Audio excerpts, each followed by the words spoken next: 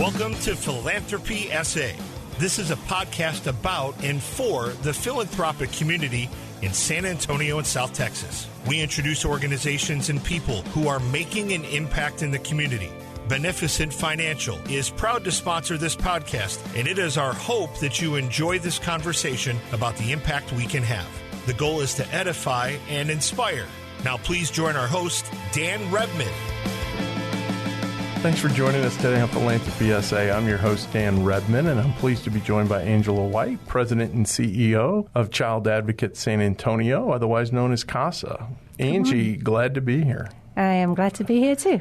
Thank you for having me. Thank you. Thank you for joining us. We're going to be finding out all about CASA and all the great things that you are doing there, you and your people are doing there. But before we get into that, I'm noticing that it's possible you might not be a native of South Texas. You may not have been born here. You know, I try so hard with the Texas twang, but it's just not happening. I know. It doesn't matter how many y'alls you throw in. It just doesn't happen. Not happening. I got you. So tell us about you and what brought you to South Texas. So I was born in the Lake District in the UK, married to a South African, so we're a whole mixed bunch. My husband had always wanted to live in the States, always. So he got an opportunity of a job offer in 2007. We've just had our anniversary, actually, April 7th. And we came over here to Texas, Houston first and then San Antonio. Much prefer San Antonio. Don't we all? Just saying. But my interest in the work, and I have a full corporate background, heavy corporate background, IT, accounting, all that side. But I am a foster child. So I was punted into the system at around 8 weeks old and adopted at 7 and had hearing difficulties. So what we do at CASA is very close to my heart because we make sure children are cared for. Absolutely. So it's important to me. Absolutely. So let me ask you, what made you, obviously I can see the appeal of CASA, but you've been involved with other organizations too. Right. So what was it that caused you to say, okay, I'm ready to do something that's different than the for-profit world? Great question. I think I volunteered for years for abused women and children from my mid-20s, Prince of Wales Trust in the UK as well, and various things. And I finally got to about 45 and thought, you know what, I don't want to deal in widgets anymore. Not that there's anything wrong with it, but for me, I was in a position in my life where I could really look at how I gave back well and bringing all those, corporate skill sets with the heart for nonprofit. I think we really have to be careful. You don't come in from the business world thinking, oh, you got this. It's a very, very different landscape and world and a lot of different skills involved. But I really wanted to, in the third sector of my career, to try and give something back, to try and help in a way that was much more tangible than what I was doing at the time. And love the work, but there was just something that drew me to it, and I will never go back to corporate. I can't. It's just too precious. I just can't now. No, I understand completely. We'll probably be circling back on a couple of those things in a minute because I really like some of those thoughts. So, but let's talk about what brought you specifically to CASA after being involved in some other organizations. So my first nonprofit job was the CEO of Alpha Home, which deals with female addiction. And my connection there was to help women and children be reunified if that was possible.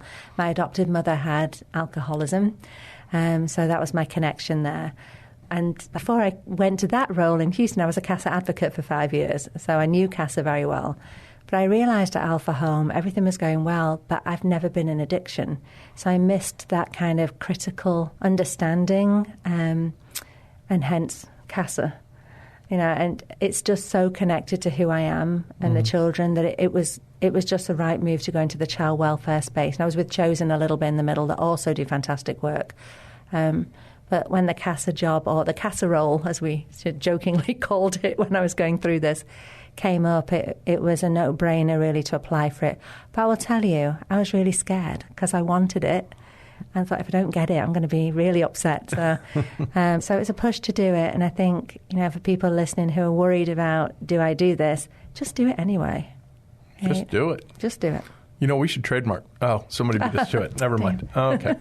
But tell us about CASA and what it does and what all is involved there, because I understand the need for advocacy for children and that type of thing. But, well, anyway, I don't want to get too far ahead. So why don't you tell us about it, and then I'll jump in with some questions. Okay. Well, I think what separates us from general advocacy organisations that do amazing work is that we are recruited and sworn in by a judge. So we have the right, a volunteer has a right to go and speak for a child in court, and that's very unusual. We are the only child agency with volunteers that can do that. So what we do is we recruit, we train, we lead volunteers from the community to work with children who are in the foster care system. We have 37 hours of training to do that. We then have our advocates are always connected to a staff member, so we never leave them alone. And we do ongoing training and all the things. What they actually do, though, is all the medical help that a child may need, all the educational help a child may need. They make sure they're seeing their siblings. They make sure they're seeing grandma and granddad if they can't be with family. They make sure they're healing well. And you only heal in a relationship with another person. So children who've been hurt by the people that should have cared for them the most have trust issues. And our advocates step into that and form a trusting relationship with these children and young people. I mean, we go to aging out. So we serve children anywhere from birth all the way through to potentially 21 if they're staying in education. But the thing I think is most important to take away from this, we need advocates who will treat a child that is not theirs like the child was theirs. Our children don't live with our advocates. So let me be really clear about that. But if your child needed to, was displaying hearing problems or couldn't see the blackboard at school or whichever, you would sort that out for them. You would go and visit with teachers and visit with doctors and just make sure your child had everything they needed, not just to survive, but to thrive. And I think oftentimes we look at children in the foster system as, well, they're doing well just to survive. Frankly, it's not enough. These kids need to be thriving, and our advocates help them do that. And for me, that's the most meaningful thing. Sure. And we hear about, in the philanthropic world, breaking the cycle. Yes. And that type of thing. And so definitely it sounds like a program like yours is going to help in terms of breaking that cycle where you Absolutely. can get someone to thrive and not, find themselves or their children back in the same situation again. People say to me often, CASA's not in the prevention space. And we are in the earliest prevention space there is. We will teach and educate and grow with these children to make sure that they know what happened to them wasn't right. They know they can overcome it, and they know they can be all they need to be. But they also know to repeat that pattern of behaviour is not what is the right thing to do. And that, for me, is the earliest form of prevention there are. We have a lot of couples advocates, and seeing that the couple modelled for children who've never seen that, it's very interesting to watch and see their development and growth. And it's all about the confidence. That the kids can be confident they're making good decisions, good choices. They're able to be everything they were destined to be. Then you start to break cycles. You break poverty cycles, you break education cycles, you break violence cycles. And I really think that in the long term is the game we're in. Absolutely. How many children are you serving right now? About 1,200. Wow. Yeah, we need to serve more. That's a lot of people. It is, but there are 3,600 children in Bexar County foster system at the moment, and we're serving 1,200. It's nowhere near enough, and we have children who've been in the system a long time, and we need to get advocates to them as well to make sure when they age out they can thrive and survive and do all the things they need to do to be okay. Do the advocates only work with a single child, or do they work with multiple children? Or? It varies. Sometimes one case, one child. They work on cases which could be multiple children, and some advocates who have been with us quite some time may have more than one case. So it varies immensely. We try and cap it at, not double figures, and we're able to do that quite often. But when they're families and sibling groups, if we can have one advocate, that's usually very advantageous. Sure. No, that makes sense. In terms of you mentioned the training and the 37 hours and all that kind of thing. If someone's interested in becoming an advocate, but they're afraid they don't have the skill sets or they don't have, they don't know what to do, and gosh, I'm not a lawyer, I'm going to be talking in court, that's going to be no good. What kinds of things do you have to tell those folks? Forget all of that. If you have a heart to serve a child and you think, I can do something to help this kiddo when they've got nobody else, that's all you need. We will give you the rest. You don't need to be a lawyer. You just need to be a human that cares about a child that just doesn't happen to be related to you, and do that in a way that is their voices are heard, that you can be just alongside them. Imagine how lonely it is for an 8-year-old to be taken from their home and put in a foster home somewhere. They know nothing and nobody, and it's, they're sleeping in coloured bed linen they don't like, and they have to wear clothes they don't like, and they don't know where they're going to school tomorrow. So have somebody come in and say, we've got you, and stay there and consistently show up. That's the biggest thing. These children have been let down, and we need to consistently show up for them. That's all you need. So what is the time commitment for this? It varies. So when I was an advocate, about 15 hours a month, I would say, and that's visiting the child, that's talking to the school people. I did sexual abuse cases because I have some therapeutic training. That's not for everybody. We do try and match cases to the individual, so we're not causing trauma for our volunteers either. And it's a big process to become a CASA volunteer, because we want to make sure that our advocates are safe and the children are safe, mentally, not physically, but mentally okay. It lives within in there for me. It's building a relationship with somebody who needs you. Sure. No, that makes sense. And that now, what do you say to people who say, well, but there's a foster care system and there's foster parents and there's, there are people who are supposed to be doing this? That it takes all of us. That, yes, there are foster parents, some great foster parents out there, great places for children to go and live with extended family and relatives, which we always want. That's what we want the most. But sometimes these people are not as connected with the system, and the children don't stay with the same foster parent. So they may move 4 to 6 times a year, and that's if a child hasn't got any special needs. If a child has high acuity needs, they're moving 16 times a year. And our advocate are the ones that stay with them through all those moves, all those school moves. So we're filling the gap, and the caseworkers change. So we're filling the gap for the child in being that consistent adult, and we are the only people that stand in that space. Sure. I imagine you have stories of people who are an advocate for a child, and then, as you mentioned, they age out or whatever, mm-hmm. but those relationships probably continue, don't they? Yeah, they can do. We don't legally. They have to stop from the legal sense. But if there's a relationship with the child and the advocate, of course. We don't want to walk away then either. And the funny thing for me really is our teenage kiddos, they know that advocates are volunteers and they're not getting paid to see them. So there's something, it took me a while to recognize that as an advocate. There's something very special about you turning up for a child that knows you don't have to be there, but you are choosing to be there. And that continues past the case. The relationships are too great. Understood. And do you have past children who have now grown and become advocates? We do, actually. We had a couple in class a couple of months ago. And they want to give back as well. And I had an advocate, so I want other children to have an advocate. And their experience was when they had a CASA advocate and somebody else that was in the group residential home, perhaps with them, didn't have one, that the other children was like, well, I want one. So they know there's a gap and they know they want to step into that gap. And that's amazing when that happens. Absolutely. So with the need as great as it is and you having to, obviously source advocates and train them and all that, mm-hmm. how do you decide who gets an advocate and who's going to have to wait? That's a really difficult decision to make. So what we do is when the child is removed, there's something called a 262 hearing where the judges decide should that child remain in the system or not. At that point is when they appoint a CASA to the case. So the judges, if we had enough CASAs, they'd appoint a CASA to every case. But the judges are first kind of monitor to, this is a really serious case. We have to have an advocate on this one. And then we can request cases as well. So in some ways it's kind of filtered by the judges, but then we still can't fulfill all the need. So our first cut, for want of a better way of doing it, because I want to serve all of them, is that's the first piece. And then the next piece we try and judge by acuity, and sometimes it's timing. So if you can get an advocate on a case very early, that's always better. So rather than let them go for a while? Yeah, we try and be there early, and then we also try and serve children who've been in the system a long time who've not had advocates before. So there's two sides to that, and it's a slightly different model. Gotcha. So we're going to take a break right now and hear from our sponsor, and we'll be right back.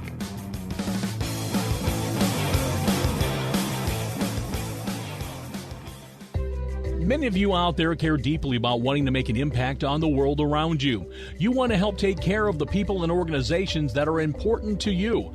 We understand that because we feel the same way. Beneficent Financial wants to help you. Our mission is to help people like you with professional, individualized financial advice achieve their objectives. Whether your financial legacy will stay within your family or benefit the community at large, we are able to help. Call Beneficent Financial today at 210-999-5511.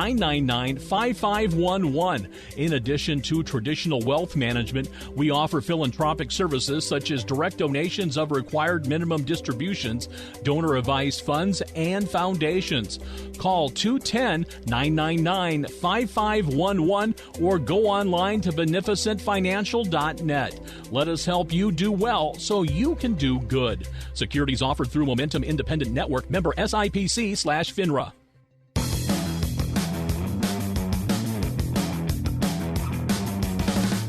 Welcome back to Philanthropy SA. I'm your host, Dan Rebmann, and we're joined today by Angie White, who's the president and CEO at CASA, Child Advocate San Antonio. And I guess CASA? I should have. Potato. Yeah, that's. I had a friend from the UK who, it took him like 5 years to stop calling them tacos. So, that's okay. I got nothing to say about that. I understand completely. Well, it was that, or I was going to go, since your husband's from South Africa, I was going to start talking rugby. So, that's England plays South Africa. We're not in the same house. That's rugby. I'm a rugby fan, so okay. We know. Well, yeah, we know. They beat us by 1 point in the World Cup. I was just about to say they just won. So just won. It was a little while ago, but anyway, okay. Well, we won't mention the Springboks anymore. So, anything else you want me or the audience to know about CASA and what it does and that type of thing? Something I didn't ask that you wanted me to. I think don't be afraid to come and advocate for these kids. Okay, they're our children. They're children in Bexar County. This is local work. And don't believe that you're not the right person. If you have a heart for it, come and talk to us. We will support you all the way. And we've got children who literally are in the teens that are trying to make good decisions and good choices and don't know how. CASA, we've just done a huge renovation of our building so we can allow children and advocates to be together in the space. We have a playground, thank you Harvey Najim, and Rotary, and help with the building, again thank you Harvey, and the Holts, who are brilliant. And we've got a boutique, an art room and a teaching kitchen going in, and we have space for us to connect and to support each other as peers as well. So, and you can do this in, couples, whether that's a granddaughter and a grandma, or, we have all kinds of people and from all over the community. So just don't knock yourself out by thinking I'd really like to do that, but I don't know if I've got the skill set. We're there for all our advocates, and we just want to serve all the children. Absolutely. So if someone's listening and they're excited about this and they're saying, okay, I'm ready to take that plunge, Angie, what's the best way for them to get in contact with y'all? Information sessions, and you go to the website, which is CASA-satx.org, and sign up for an information session. You'll learn a lot more there, and then you can, no obligation, no cost, any of that. Most of them are on Zoom. So we do some in person now and some online, and learn more there. That is your starting space. Very good. Very good. Okay, well, now what I'd like to do is kind of talk about, since you've got this expertise, I want to circle back to something you said earlier about the differences between the skill sets in the for-profit world and the nonprofit world. Right. So, what was your biggest eye-opener that way as you made that transition? Running a nonprofit is the hardest work I've ever done. And it's hard from a resource point of view. It's hard from an emotional point of view. And it's hard from a sustainability point of view. We rely a lot on government funding. We rely a lot on philanthropic funding. And, to try and plan a business, which all nonprofits are a business. And I really wholeheartedly believe the systems and everything that's support nonprofits should be thought of that way. If you don't have the ability to plan more than 2 or 3 years in advance because you don't know where the funding's coming from, that can be really difficult. When I first went to Alpha Home, we were talking about how do we meet payroll. So as a CEO, you then have 60-something people relying on you. And I'd never had that before. I've had senior jobs in for-profit for years, but never that. and never so connected to, if we don't survive, what happens to the people we serve? For me now, what happens to these children? Or at Alpha Home, what happens, to women who need treatment? And I think that those burdens, if you care, are heavy burdens to bear. Burnout is a thing. We see that across non-profit spaces. It is a fantastic city, San Antonio, though, to be a non-profit. I'm in the middle of a PhD, and people are helping me all over the place to understand leadership and the hows and whys of what we do.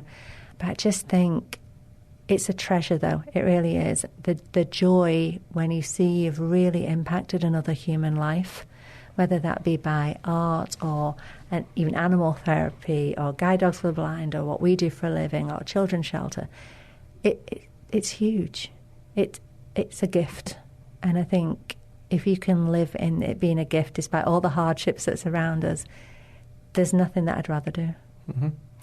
And so as I look around in San Antonio, I see a lot of organizations that have related or maybe not identical, but sometimes similar missions and that type of thing. And talk about the coordination and the types of things that you do with other organizations that are trying to also support the same group of people. Okay, well, collaboration is key. I don't think any of us do it on our own, and people play different parts in the jigsaw puzzle. I think for me, we need to make sure that we have a mindset of abundance with our partners, because if you start to get scarcity mindset, you don't collaborate well. And we have, the pieces of the puzzle for us are Roy Mass, SJRC house the children, Children's Shelter do great parenting programs, Christian Dental do dental work. There's this whole mass of people around CASA that help train. Healthy Futures is another one that help train our advocates too. Our advocates really have to sit in the centre of a collaborative circle because the children need all different things at all different times. So we need to have those connections out to the community. We have a brilliant partnership with Jewish Family Services who will provide continuum therapy to a child regardless of where the child moves. Every time a child moved before, they'd have a different therapist. Now with CASA, Jewish Family Services, JFS, and also the Through Project, we have one counsellor that will stay with that child. That's outcome driven. Okay, you don't heal by changing therapists every 2 minutes. So I think that's a great small collaboration. You've got to realise with all collaborations, sometimes they're bumpy, and people want different things, but we have to work through that. If we can, somebody said this to me today, if we can park our egos at the door and really get centred on the service to, in our case, the children, then it all comes together. And you can see leaders that have that about them and are just very focused on what those outcomes are.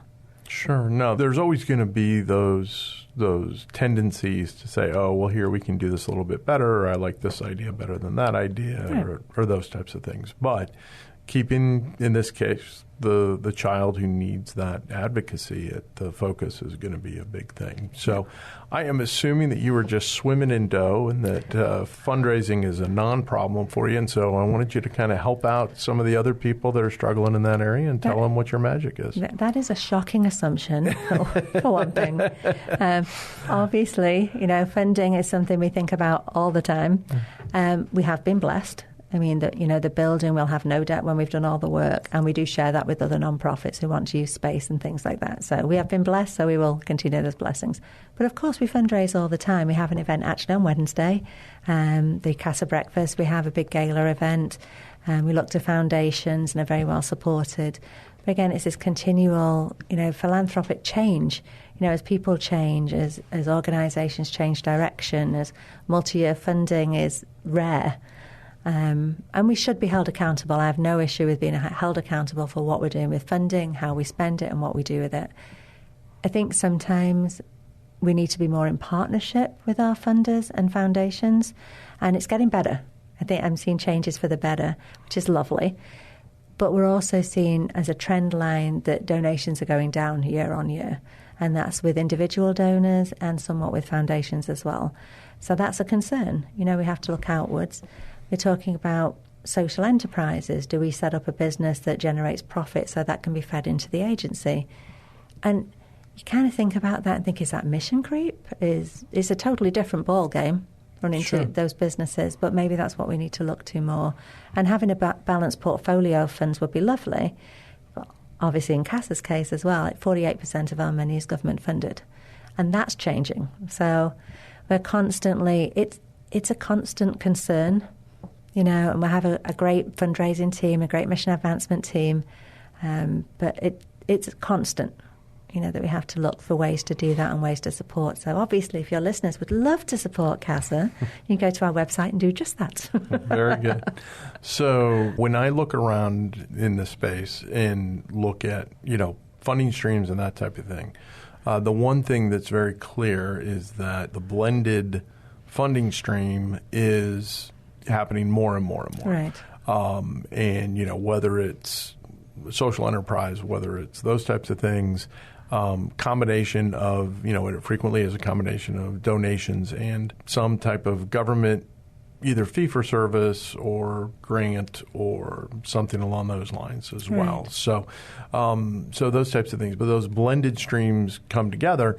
And to your point, it can create a situation where you don't have that the ability to look out in the future in a way to be able to say, okay, how are we going to do this or how are we going to do that and everything? Because I'm sure somebody's sitting there right now saying, well, if all the, advocates are volunteers, how much money do they really need? That kind of thing. So what are some of the big expenses that you've got that Well, we have 48 people.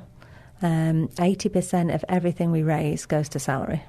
So for those people to support the advocates and to have mission advancement and to recruit and train advocates, and obviously overheads like me.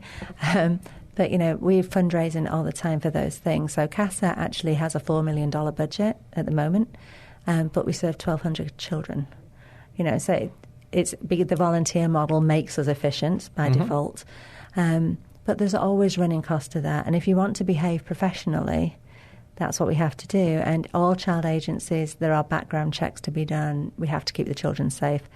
But yeah, it's always an interesting conversation when people are like, oh, you work in non-profit, so you're a volunteer. And you're actually, no, it's also a job.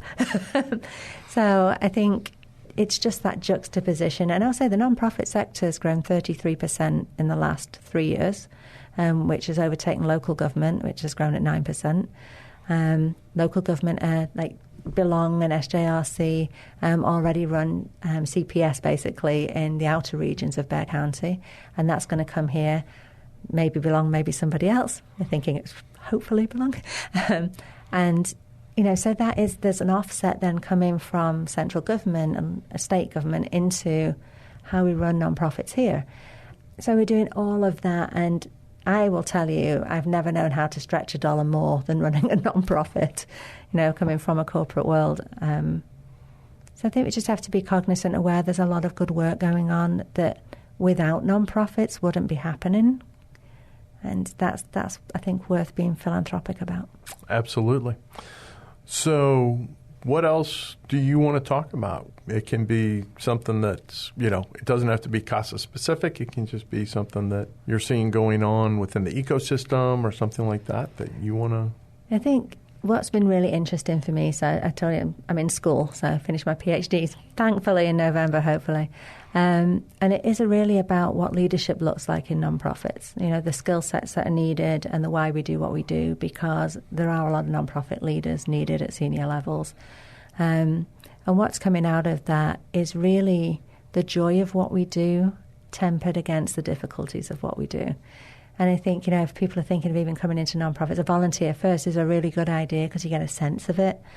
But if you're really thinking about that from a career base, there's some wonderful people to talk to and to reach out to in this nonprofit world. Any nonprofit CEO I know would certainly speak to somebody if they had an interest. So I think that's really important. I think from my personal point of view, I found out recently what I thought was my background was actually different. And to find that out, I'm 55, to find that out now and it have an impact on me at this age. And I always knew I was adopted. It's just the story before that is different. I think we have to tell children the truth. Whatever that looks like, and we perhaps don't think, oh, they can't take it or they can't understand it. But we have to give children the right and opportunity to be told the truth. And be given all they need to be all they can be. And I think that's so important to me. I mean, people say, well, you've booked the trend. I don't want to be the trend booker. I don't want to be that person. I want all these children to be able to have the choices that they want in life. So don't write us off. Don't write kids that are experiencing the foster system off. If you're a teacher, they can be the troublemakers in class. Maybe they can't see the board. Maybe it's the 7th school they've been to and they've got no friends. They did nothing to deserve what is happening to them. So my request is, let's give them grace and let's help. And also, if in the middle of the night somebody shows up on your doorstep that's running from a situation and has a child with them, let them in. We have to see something, say something. We say that all the time, but we have to take action. That might be the one time that child is going to ask for help. It may be the one time that parent is going to ask for help. Let's not let them down. Those are good words to end on. So thank you, Angie. You're welcome. Appreciate you being here. Thank you. On behalf of Philanthropy SA, this is Dan Rebmann reminding you to do well so you can do good. Thank you for joining us at Philanthropy SA. We hope you found something to inspire you during today's conversation. If you know organizations and people who are making an impact in the community, we would love to hear about it. Until next time, do well so you can do good.